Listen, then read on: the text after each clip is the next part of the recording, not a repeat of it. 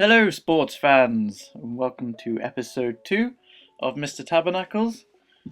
This episode's going to actually be quite similar to the last episode because we're going to be covering some more of the new pets that can be found around the freshly shattered lands of Azeroth. I hope you all enjoyed the first episode, had a fairly good response, some quite nice comments and stuff in game.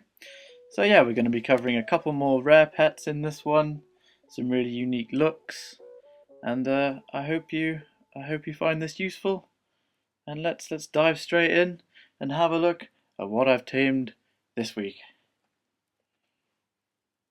I finally did it. I finally tamed a druid riding a sea turtle. You didn't think I could do it, but I didn't really. It's actually just my guildmate who wanted to make a special guest appearance.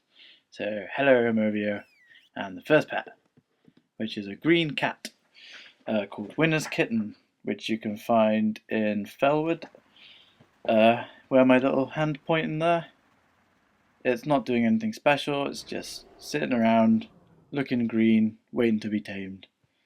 It's a nice model, it is unique, it's not rare, as in it's not a rare spawn, but yeah, it's quite a cool looking cat, and I call mine Appletini, like the drink.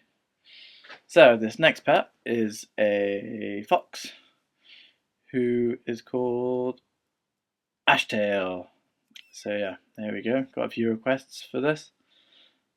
He's a pretty nice looking blue fox. He's a unique skin, so you won't see many people with him. He is a rare spawn, and yeah, I called mine Ketchum. Get it? Ashtail, Ash Ketchum. Pokemon joke. Oof, tough crowd. So yeah, you can find this bloke in Lochmoden, circling between those two hills. And I just turned up with my track beasts on one evening and was extremely lucky. There was no camping, no waiting around. There he was, and Bob's your uncle, got him tamed. So yeah, nice blue fox. I have heard his spawn timer can be a little bit rough, 6 to 8 hours. So again, recommend going on just after a server restart or a patch day. So on to the next pet. It's a mummified pigeon. Yep, a good one for you new cutting-edge Cataclysm undead hunters, I think. Pretty nice match. Yeah, I call him X-Poly, Dead Parrot. So yeah, you can actually find him during a quest in the Western Plaguelands, around this area. You'll have to go and see a cow called Adrena Towhide, and she'll give you a quest called Zenkiki the Druid. This will basically ask you to go and kill 20 plagued creatures in this area, just around the quest giver, including spiders, different kinds of spiders, and I think some wolves. It's alright, you just put them out of their misery, they're plagued anyway, and a bear.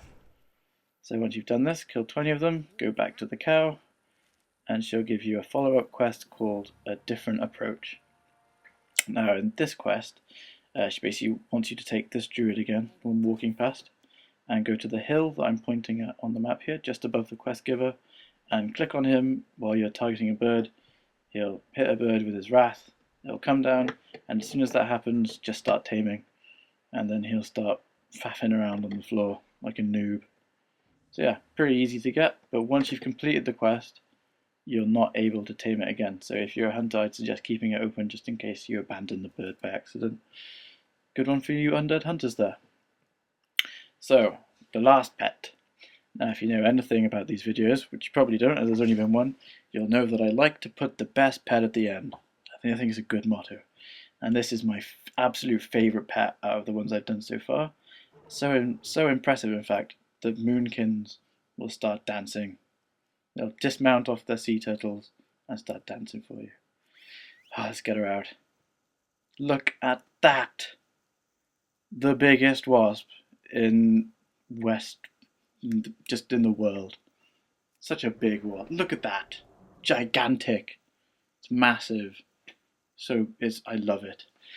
A few catches though, namely AQ40. What a terrible place.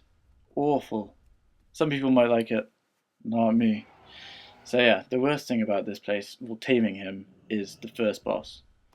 It requires some tomfoolery to say the least. He basically every 25% he'll split into copies of himself and he mind controls. So unless you've got a big group, I'd say don't do this. Me and my mage friend tried it. Doesn't work. Basically, we tried trapping each other and sheeping each other when we got mind control, but you can even do you both at the same time, really. So a big group, I would recommend it. But I actually did it solo, and the strategy I use for this is I think it probably requires a spirit beast because of spirit mend. And what you want to do is send your pet in, run up to the top behind one of the pillars, feign death. So you're out of line of sight and you're basically out of combat. And then your pet can effectively do all the work for you. All you need to do is make sure you spirit mend him at the right time, use cower, and lick your wounds is a really good talent as well for emergencies. So yeah, stay behind the pillar, feign death. If you need to come out of feign death, gets running out, just do it and hope for the best. Hope you don't get mind controlled. I hope your bear survives if you do.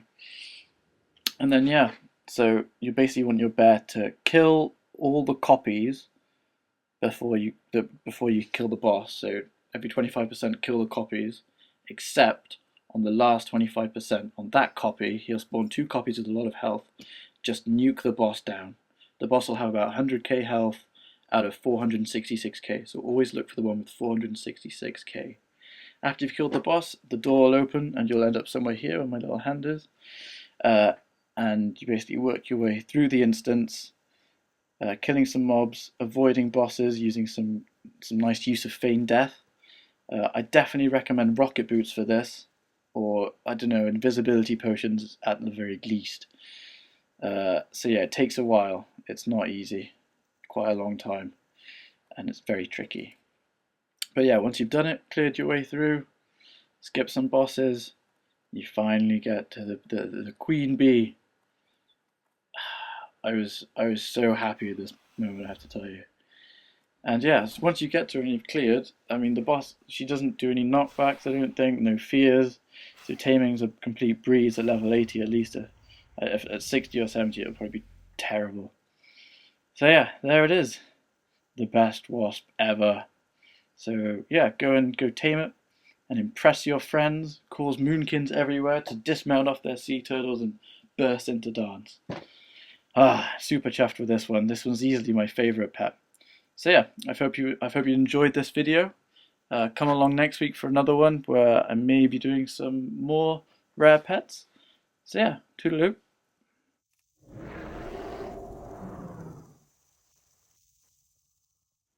Go on, impress your friends. Impress!